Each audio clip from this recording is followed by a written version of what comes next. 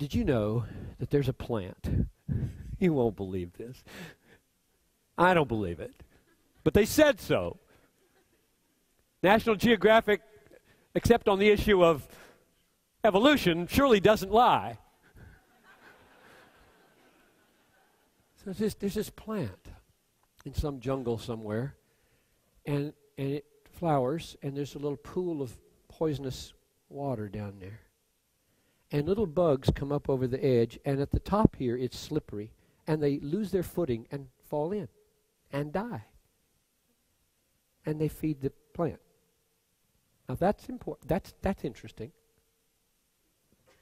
But that's not the interesting thing ultimately.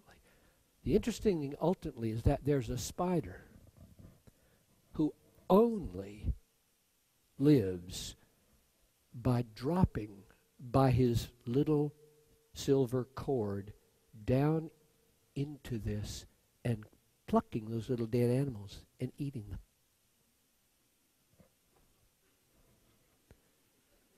Let us all bow down and worship mindless matter and natural selection. And I mean, you just need to know where I'm coming from. When we get to the judgment seat, and Mr. Dawkins and Hitchens and they say, ooh. And God says, now, what was that? You said about the way that spider came into being and the way humans came into being. And he said, well, we thought it was just nothing. I mean, just forces that just kind of, it just, just happened.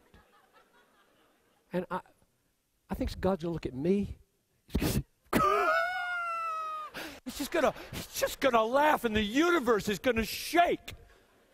I mean, I cannot take it seriously. I know you scientists think, oh, this guy's so out of touch. I can't. I've tried to take it seriously. It is so laughable. Hear it. Write it down, God. Piper said in San Luis Obispo, this thing is so laughable, it takes an absolute believer to embrace it.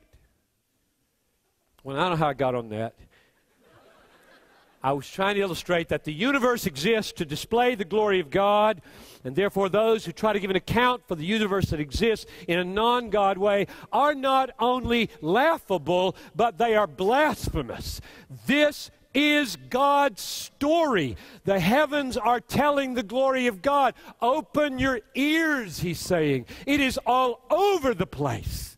And we will give an account of whether we heard that word or saw that glory. This is not fun and games here. This is God speaking to us. You ride this coast. Now, here I am. I'm down at a little hotel about 15 minutes that way. I'm a little, I don't know what they call it, cottage inn or something like that. And there's a swimming pool by the ocean. I thought, that is ridiculous. Look at that. It's about, it's about the size of this stage, not quite. And I looked at the pool, and then I looked up. I thought, this is a man pool, and that's a God pool. It's everywhere. There are voices everywhere. Just open your eyes and open your ears and pray for the Holy Spirit to give you a sensitivity of what the wasted life would be, namely a life that doesn't see it, a life that doesn't hear it, and a life that isn't shaped by the meaning of the universe to display the glory of God. We are being called to join Him in His own self-glorification.